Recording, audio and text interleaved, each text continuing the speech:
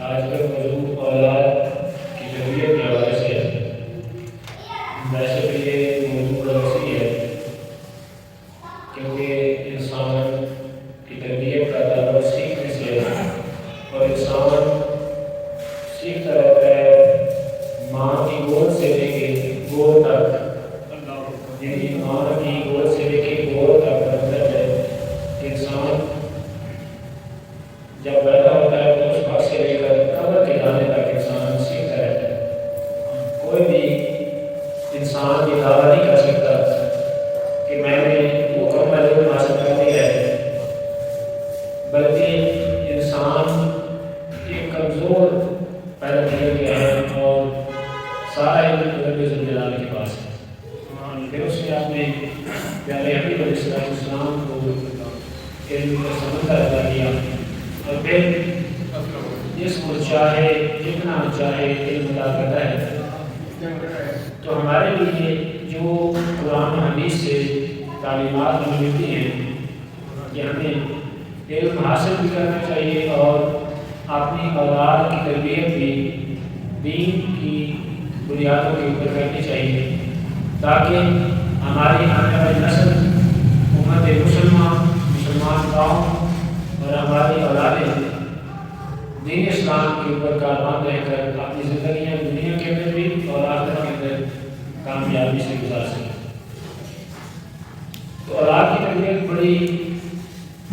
اہم ایک موضوع ہے کیونکہ ہمارے معاشرے میں دیکھا گیا ہے کہ اولاد کی تربیت کے اوپر توجہ تو دی جاتی ہے لیکن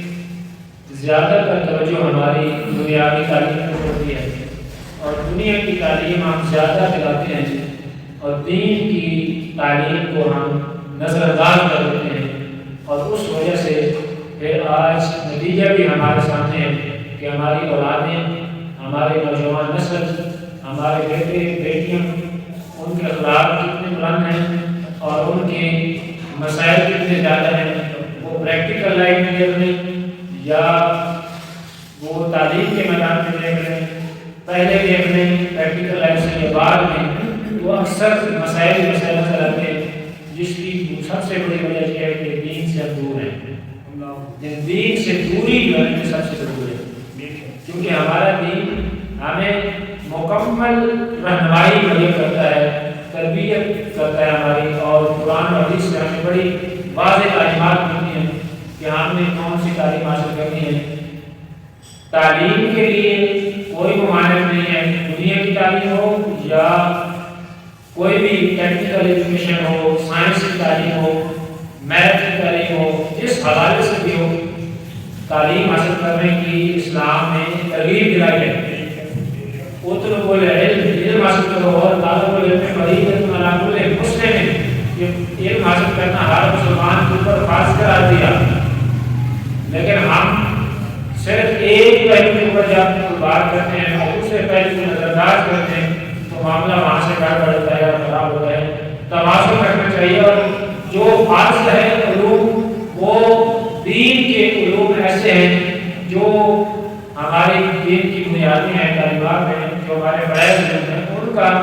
علم حاصل کرنا، جس طرح نماز فرض ہے، روزہ فرض ہے، حج ہے، زکوٰۃ ہے، تو یہ بنیادی ہمارے اوپر ارکان اسلام ہیں۔ اور اسی طرح والدین کے حقوق، اولاد کے حقوق، بڑوں بڑوں کے، اور پھر باقی عقائد، حشر نشر کیا ہے، قبر کے معاملات کیا ہیں، قیامت والا عقیدہ کیا ہے، انبیاء کون ہیں، اللہ کی کتابیں کیا ہیں، یہ سارے علوم سیکھنا ایک مسلمان کے لیے بہت ضروری ہے اور جن کی وجہ سے انسان کا ایمان بنتا ہے، عقیدہ بنتا ہے، اور پھر ہم بچوں کے اندر وہ منتقل کرنا انتہائی ضروری ہے کیونکہ جب تک ہم ان کی تربیت اسلام کی بنیادوں کے اوپر، اسلام کے اصولوں کے اوپر نہیں کریں گے، وہ کل کو شاید بڑے ڈاکٹر بھی بن جائیں، انجینئر بھی بن جائیں، دنیا کے کسی بڑے عہدے پہ پہنچ جائیں، لیکن ہمیں نظر آتا ہے کہ بڑے بڑے لوگ عہدوں پہ کام کرتے ہیں، پی ایچ ڈی ڈاکٹر ہوتے ہیں، لیکن اسلام کی بنیادی تعلیمات سے نابالغ ہوتے ہیں اور ایسی ایسی اسٹیٹمنٹس دے دیتے ہیں کہ جو جہالت کی وجہ سے وہ انسان بعض دفعہ غیر اسلام سے بھی قابل ہو جاتا ہے، ایسے ایسے غلط قسم کے الفاظ ساتھ نکال بیٹھتا ہے، تو سب چیزوں کا حل یہی ہے کہ ہم اپنے اوپر توجہ کریں اور اپنی بھی تربیت کریں اور اپنے اولادوں کی بھی تربیت کریں۔ جب ہماری اولادوں کی تربیت اسلام کے اصولوں کے مطابق ہوگی تو انشاءاللہ اسلام مکمل ذات حیات ہے اور ہمیں کہیں مایوسی نہیں ہوگی، اور ہمارے جو آنے والی نسل اگر اسلام کے مطابق پروان چڑھے تو ہمارے معاشرے میں بہت سارے مسائل بھی حل ہو سکتے ہیں،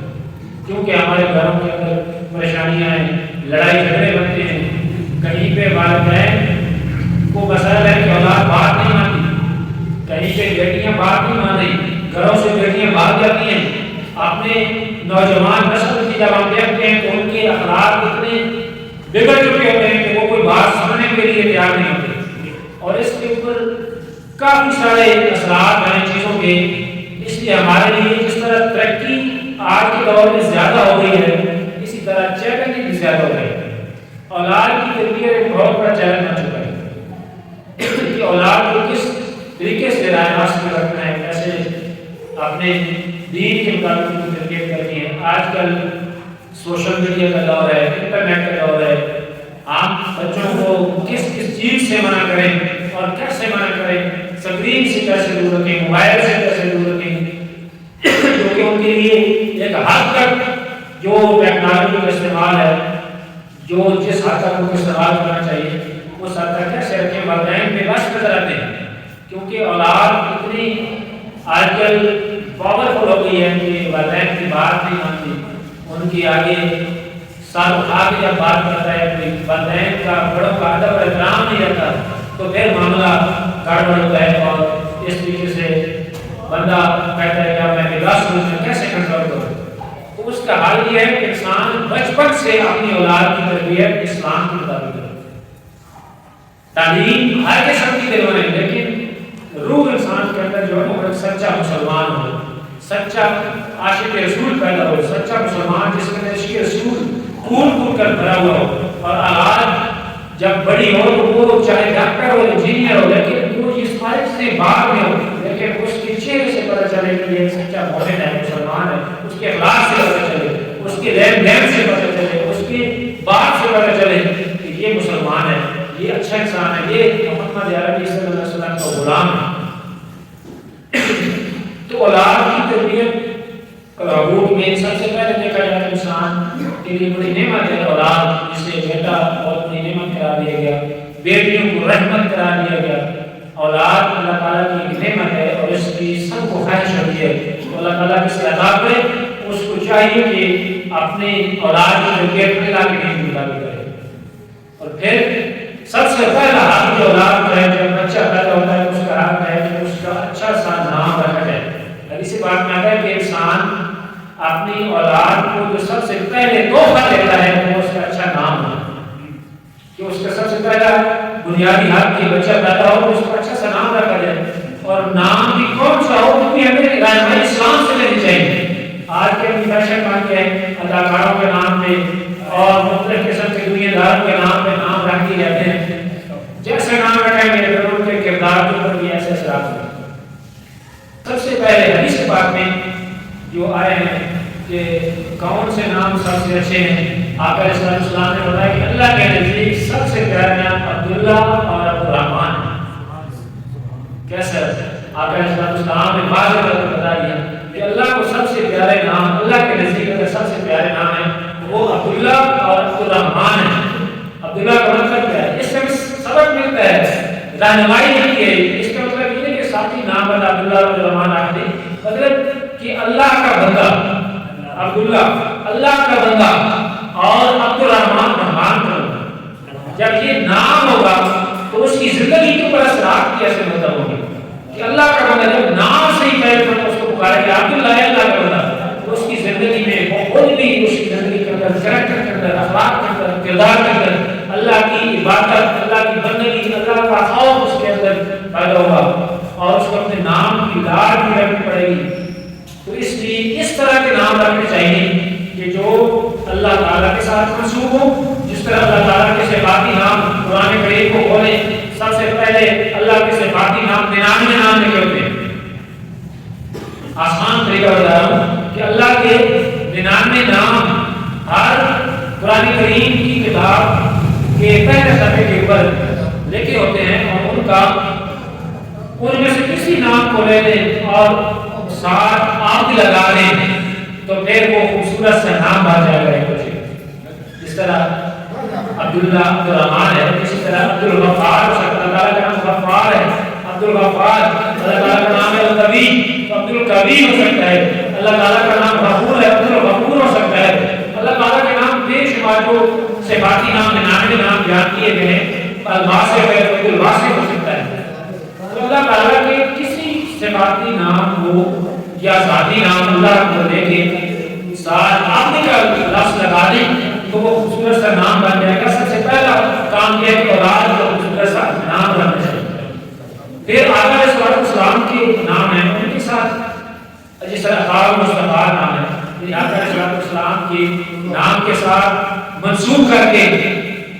کوئی نام خوبصورت سا بنا کے رکھا جا سکتا ہے. تو اس طریقے سے کوئی نام جو اسلامی نام ہو وہ سب سے پہلا تحفہ جو والدین اپنے اولاد کو دیتے ہیں وہ تحفہ اچھا نام ہے اور اسلامی نام جس سے اسلام جھلکے اور اسلام نظر آئے ایسا اسلامی نام اولاد کو رکھنا چاہیے. اور پھر اولاد کا یہ بھی حق ہے کہ جب بھی آداب ہے والدین کے لیے ضروری ہے کہ جب بچہ پیدا ہو تو اس کے کان میں اذان دی جائے. اذان سب سے پہلے اس کے کان میں اگر کوئی اعلان پڑھے، اذان ایک اعلان ہے، کوئی نام پڑھے تو اللہ کا نام ہے، اللہ اکبر، اس کے کان میں اذان دی جائے اور دائیں کان میں اذان اور بائیں کان میں اقامت. کوئی الفاظ جو اذان کے اندر کہے جاتے ہیں وہی الفاظ ہیں، کوئی الگ سے نہیں ہے. جس طرح اذان دی جاتی ہے اسی طرح اذان دی جائے. دائیں کان کے اندر اذان اور بائیں کان کے اندر جو اقامت کے الفاظ ہیں جس میں کل کام کی صلاح کے بعد اضافہ کیا جاتا ہے تو وہ دیے جانے چاہیے. اور بچے کو پہلے سے ہی اعلان اس کے کانوں میں پڑے کہ میں کون ہوں، میں اللہ کا بندہ ہوں، اللہ کا عزت بلند ہے، اللہ اکبر و اشہد ان لا الہ الا اللہ، میں گواہی دیتا ہوں کہ اللہ کے سوا کوئی معبود نہیں، واشہد ان محمد رسول اللہ، میں گواہی دیتا ہوں کہ محمد کریم اللہ کے رسول ہیں. پھر حی علی الصلاۃ کے کان میں پڑے کہ آؤ نماز کی طرف، اسے پتہ چلا کہ میں مسلمان کا بچہ ہوں. اس کے ذہنوں میں، بچوں کے ذہن میں یہ چیز نقش ہوتی رہتی ہے، باہر نہیں پتہ چلتا ہے لیکن انسان کے کلیکشن بن جاتے ہیں. انسان کی دماغ کے اندر ایک ایک چیز جو بچہ سوچتا ہے، جو بچہ دیکھتا ہے، جو بچے کے کان میں پڑتی ہے وہ اس کے اندر ایک عقیدہ بنتا جاتا ہے. باہر میں جو بچے کے ذہن میں بچپن کے کلیکشن ہوتے ہیں، بچپن کے نقوش ہوتے ہیں، وہ بعد میں ہمیشہ اس کی زندگی کے اوپر اثر انداز ہوتے رہتے ہیں. اور ایک جو اس کے ذہن میں کنسیپٹ بن جاتا ہے وہ ہمیشہ اس کی زندگی میں اثر انداز ہوتا ہے. تو بچے کے سامنے بھی ایسے کام کیے جانے چاہیے اور بچے کے کانوں میں بھی ایسی آواز پڑے کہ جو اسلام کی آوازی کرے، اسلام کی تعلیمات کو اجاگر کرے. تو اذان دی جائے، بائیں کان میں اقامت دی جائے، دائیں کان میں اذان دی جائے. بچے کا یہ حق ہے کہ اس کے سب سے پہلے اس کے کان میں اذان اقامت دی جائے. اچھا سا نام رکھا جائے، 7ویں دن تک نام رکھ دینا چاہیے. ویسے تو سنت طریقہ ہے کہ پہلے دن ہی نام رکھیں. اس طرح آپ السلام کے نواز حضرت حسن اور امام حسین رضی اللہ عنہ پیدا ہوئے تو آپ نے پہلے دن ہی ان کا نام رکھ دیا. تو پہلے دن نام رکھ دینا سنت مبارک ہے، لیکن 7 دن تک نام رکھ دینا چاہیے. 7ویں دن عقیقہ کرنا چاہیے. عقیقہ سنت غیر موقع ہے کہ اگر کریں تو بہت اچھی بات ہے، نہ کرے تو اس کی گنجائش نہیں ہے تو گناہ نہیں ہے. تو عقیقہ کریں اپنے بیٹے کی خوشی کے اوپر. بیٹے کے لیے 2 بکرے ذبح کریں، بکرا ہو جائے یا بکری ہو جائے، یعنی بکرے کلاس سے سوال کیا جاتا ہے، مانس بھی ہو جائے تو کوئی مسئلہ نہیں ہے. وہی جانور جو قربانی کے لیے شرائط ہے، جانور کی وہی شرائط ہے کہ عقیقہ کے لیے جانور کون سا ہونا چاہیے. تو بہتر ہوتا ہے کہ چھوٹے جانور جو بکرا، دمبا، بھیڑ وغیرہ اس طرح کے کیے جائیں تو وہ زیادہ بہتر ہے. اور اگر بڑے کے اندر حصہ رکھا جا سکتا ہے، عقیقے قربانی کے جانور کے اندر بھی عقیقے کا حصہ رکھا جا سکتا ہے. تو بیٹے کے لیے 2 بکرے اور بیٹی کے لیے 1 بکرا یا بکری جو قربانی کے جانور کے لیے شرائط ہے وہ ذبح کرنا چاہیے. 7ویں دن اپنے رشتہ داروں کو کھلائیں، اس کی بھی اسی طرح 3 حصے کرنا مستحب ہے. جس طرح 1 حصہ رشتہ داروں کو دیں، 1 حصہ غرباء مساکین کے اندر تقسیم کریں، 1 حصہ گھر کے اندر رکھ لیں. اپنے لیے، لیکن اگر کوئی سارا اپنے گھر میں بھی رکھ لے تو وہ بھی جائز ہے، یعنی رکھ سکتے ہیں، لیکن زیادہ بہتر ہے کہ انسان صدقہ خیرات کرے، غریبوں کو ملے، غریب کھائیں۔ تو یہ سنت مبارک کی ہے اور اپنے اولاد کی خوشی کی ہے، اور پھر اولاد کی تربیت کے جو ایک بڑی ذمہ داری شروع ہوتی ہے، اس کے اندر انسان کو غفلت نہیں کرنی چاہیے۔ اولاد کو عظیم نعمت ہے کہ انسان کی نسل کرتی ہے، انسان کا پھر وہ سارا دار و مدار اس کے لیے جو جو وہ کرے گا اس کا دیتا ہے، اس کی اولاد میں کرے گی۔ والدین کے لیے وہ نیک نامی بھی کما سکتا ہے، بدنامی بھی کما سکتا ہے۔ اولاد کو جس طرح تربیت کریں گے وہ ساری زندگی والدین کے لیے جیسی اولاد چھوڑتے جائیں گے۔ اس کا حدیث سے ریفرنس ملتا ہے کہ جس طرح اولاد کرے گی اس کا گناہ کا ثواب والدین کو بھی پہنچے گا۔ اس طرح آپ علیہ السلام نے فرمایا کہ ہر مار کا انسان جب انسان مر جاتا ہے، فوت ہو جاتا ہے، تو ان کا دعویٰ عمل ہو، اس کا عمل اس میں منقطع ہو جاتا ہے، اس کا عمل سٹاپ ہو جاتا ہے، رک جاتا ہے۔ جب انسان مر جاتا ہے اس کا عمل منقطع ہو جاتا ہے، اس کا حساب کتاب بند ہو جاتا ہے، وہ کوئی اچھا کام نہیں کر سکتا، نہ برا کر سکتا ہے نہ اچھا کر سکتا ہے۔ جب انسان کو موت آ جاتی ہے تو پھر انسان کیا کر سکتا ہے؟ آقا نے فرمایا ہاں تین چیزیں ایسی ہیں جو اس کے مرنے کے بعد بھی جن کا اجر اور ثواب اس کو ملتا رہے گا۔ آقا علیہ السلام نے کیا فرمایا کہ صدقۃ الا صدقۃ جاریہ، ہاں صدقہ جاریہ انسان کا اگر کر جاتا ہے صدقہ جاریہ اس کا ثواب اسے ملتا رہتا ہے، اور علم ينتفع به یا ایسا علم چھوڑ جاتا ہے جس سے لوگ فائدہ اٹھاتے رہیں، دین کی تعلیم، کوئی علم جس سے لوگ فائدہ اٹھاتے رہیں اس کا بھی ثواب اس مرنے والوں کو ملے گا۔ اور آپ نے فرمایا کہ اور والد صالح یدعو له یا ایسی نیک اولاد چھوڑ جاتا ہے جو اس کے لیے دعائیں مغفرت کرتی رہتی ہے، نیکیاں کرتی رہتی ہے، قرآن کی تلاوت کرتی ہے، نمازیں ادا کرتی ہے، صدقہ خیرات کرتی ہے، ایسی اولاد چھوڑ کے جاتا ہے تو اس کا ثواب بھی والدین کو ملتا ہے۔ تو تین چیزوں کا ذکر یہاں پہ ہمیں حدیث سے بات کے اندر ملتا ہے کہ انسان اگر صدقہ جاریہ کر جائے، صدقہ جاریہ کی علماء نے کئی قسمیں بتائی ہیں کہ انسان کوئی مسجد بنوا دے، یہ صدقہ جاریہ ہے کہ جب تک مسلمان اس مسجد کے اندر نماز ادا کرتے رہیں گے، جب تک یہ قائم رہے گی، اللہ کا گھر جب تک یہ قائم رہے گا انشاءاللہ یہ اللہ کے گھر ہمیشہ آباد رہیں گے، قیامت تک قائم رہیں گے۔ تو جب تک یہ مسجد قائم رہے گی جو اس کے اندر جتنا حصہ کسی نے ڈالا ہوگا اس کو ثواب ملتا رہے گا۔ یہ صدقہ جاریہ کی خوبصورت مثال ہے ہمارے سامنے بھی جس مسجد کے اندر ہم موجود ہیں۔ یہ اللہ کا کرم ہے کہ اللہ رب العزت نے ہمیں ایسی توفیق دی، سب بھائیوں کو جن نے اس کے اندر حصہ ڈالا، جس انداز سے جتنی محنت کی، جتنی کوشش کی، جتنا مال دیا، جتنی ایفرٹ دی، جتنا وقت دیا، جس نے اس کے اندر حصہ ڈالا ہے اس کو انشاءاللہ جب تک یہ مسجد آباد رہے گی اس کو اس کا اجر و ثواب ملتا رہے گا۔ تو یہ صدقہ جاریہ اس کا کوئی مدرسہ بنایا جاتا ہے، یہ صدقہ جاریہ کی مثال ہے۔ انسان مر جاتا ہے لیکن کوئی مدرسہ بنا کے جاتا ہے جس کے اندر قاری قرآن کی تلاوت کر رہا ہے، بچے تعلیم حاصل کر رہے ہیں، اور جب تک وہ علم وہاں پہ علم کی خیرات تقسیم ہوتی رہے گی، مرنے والے کو جو بنا کے گیا ہے اس کا جو ثواب ملتا رہے گا۔ کوئی اور کسی طرح کنواں، پہلے کنواں کی مثال دی جاتی تھی، آج کے پانی کا انتظام کوئی کر کے جائے، کوئی نلکا لگوا دے، کوئی موٹر لگوا دے، کوئی کہیں انتظام کر دے جہاں سے لوگ فائدہ اٹھائیں، مخلوق خدا پانی پیے، چرے پیے، جانور پیے، انسان پیے، ایسا پانی کا انتظام کر کے جائے تو وہ جب تک اس سے لوگ فائدہ اٹھاتے رہیں گے اس مرنے والے کو جو اس میں اہتمام کر کے جائے گا اس کو ہمیشہ اس کا جو ثواب ملتا ہے۔ تو صدقہ جاریہ، اور پھر دوسرا کام جو آقا علیہ السلام نے بتایا کہ انسان ایسا علم پھیلا کے جائے کہ جس سے لوگ فائدہ اٹھاتے رہیں۔ اگر اچھا علم دے کے جائیں گے، علم دین کسی کو سکھا کے جائیں گے، ایک آیت میں کسی کو سکھا دی، ایک حدیث پاک کسی کو سکھا دی، یا کوئی ایسی تعلیم کسی کو دے دی، چاہے وہ دنیاوی تعلیم کیوں نہ ہو، جس سے کوئی روزگار حاصل کر لیتا ہے، کوئی غریب کا بچہ روزگار کما لیتا ہے، کسی کو علم دے کے جاتے ہیں، تو جب تک اسے فائدہ اٹھایا جاتا رہے گا اس استاد کو، اس تعلیم دینے والے کو ثواب ملتا رہے گا۔ اور اسی طرح اگر اولاد کی تربیت صحیح معنوں کے اندر کر کے جائیں گے، دین کے مطابق کر کے جائیں گے، ان کو نماز، روزہ اور دینی احکام اور ارکان اسلام کی تعلیم دے کے جائیں گے، جس کی پرواہ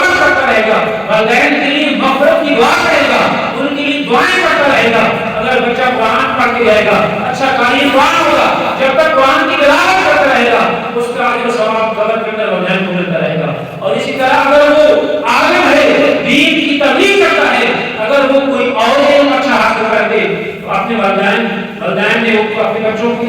اچھی تعلیم دی ہے جس کی وجہ سے وہ لوگوں کو بھی فائدہ پہنچا رہا ہے اور مخلوق خدا کو بھی فائدہ پہنچا رہا ہے، تو والدین کی جب تک وہ اولاد دعا کرتی رہے گی اس قبر کے اندر والدین کو اس کا جو ثواب ملتا رہے گا۔ تو اس طرح اولاد کی تربیت اس انداز سے انسان کو کرنی چاہیے کہ انسان اپنے بچوں کو کہ وہ کم از کم دین کے اوپر پیدا ہوں۔ جب ہم اپنی اولاد کی تربیت دینی اصولوں کے مطابق کریں گے، دین کی بنیادی تعلیمات ان کو دینا ہمارے لیے فرض ہے کہ جس طرح نماز ہے، روزہ ہے، حج ہے، زکات ہے، یہ بنیادی ارکان ہے اسلام کی، ان کا علم حاصل کرنا ویسے بھی ہر مسلمان کو فرض ہے کہ نماز کے مسائل کیا ہے، زکات کیا ہے، اس کے بعد حج کیا ہے، غسل کیا ہے، وضو کیا ہے، اس کی جتنے لوازمات ہیں، اور اپنے عقائد کے بارے میں ہمیں پتہ ہونا چاہیے کہ قبر کے اندر زندگی کیا ہے، حشر کی زندگی کیا ہے، قیامت کیا ہے، کب ٹائم ہوگی، یہ عقیدے کیا ہیں، اور قیامت اور حشر اور یہ سارے آقا اسلام کی ذات کے بارے میں عقیدہ ہمارا کیا ہے، ادب مصطفیٰ کیا ہے، آقا اسلام کی محبت کیا ہے، یہ ساری چیزیں ہمیں اپنے اولاد کو سکھانی چاہیے اور اولاد کی تربیت کرنی چاہیے۔ جب ہم یہ چیزیں اپنی اولاد کو دیں گے تو پھر اولاد کے اندر جب عشق مصطفیٰ اور دین کی محبت پیدا ہوگی، چاہے وہ دنیا کے کسی فیلڈ کے اندر جائے، کوئی شعبہ اختیار کرے، لیکن اس کے اندر سب سے پہلے وہ سچا مسلمان ہونا چاہیے، کسی عہدے کے اوپر ہو، کسی مقام کے اوپر ہو، سب سے پہلے وہ سچا مسلمان ہو اور اس کے بعد جا کے وہ دوسرے کام کرے، کیونکہ انسان جب تک دین کے مطابق انسان کی تربیت نہیں ہوگی، انسان یہ میں مختصراً ایک اشارہ کیا ہے، ویسے تو یہ بہت وسیع موضوع ہے کہ جب تک انسان کے اندر تربیت نہیں ہوتی، جب تک انسان کے اندر جذبہ نہیں ہوتا، جب تک انسان کو پتہ نہیں ہوتا کہ یہ کیا ہے، والدین کے حقوق کیا ہے، مثال والدین کیا ہے، ان کا ادب و احترام کیا ہے، استاد کا مقام کتنا ہے، اپنے شوہر بیوی کے حقوق کا پتہ نہیں ہے، بڑوں کے ادب و احترام کا پتہ نہیں ہے، سچ اور جھوٹ کا اس کو پتہ نہیں ہے، جھوٹ کتنی بڑی ایک لعنت ہے، اس کا اندازہ نہیں ہے، تو پھر اس کو کیسے پرہیز کرے گا؟ اس لیے انسان کو اپنی تربیت جب کرے اپنی اولاد کی اور اپنی، تو اس کو یہ چیزیں ساری اسلام کے مطابق تربیت کا اہتمام کرنا چاہیے۔ گھر کے اندر انسان درس دے، روزانہ کسی کتاب کا درس دے جس سے قرآن و حدیث کی تعلیم، روزانہ ایک حدیث، قرآن کی ایک آیت، اس کی تشریح تفسیر، بے شک انسان عالم نہ ہو لیکن پڑھا لکھا انسان اپنے گھر کے اندر ضرور کسی اچھی سی کتاب کا درس دے تاکہ ہم روزانہ کچھ نہ کچھ سیکھتے رہیں۔ جب ہماری تربیت دین کے مطابق ہوگی تو انشاءاللہ ہماری زندگی میں انقلاب بھی آئے گا۔ اللہ رب العزت ہمیں توفیق عطا فرمائے۔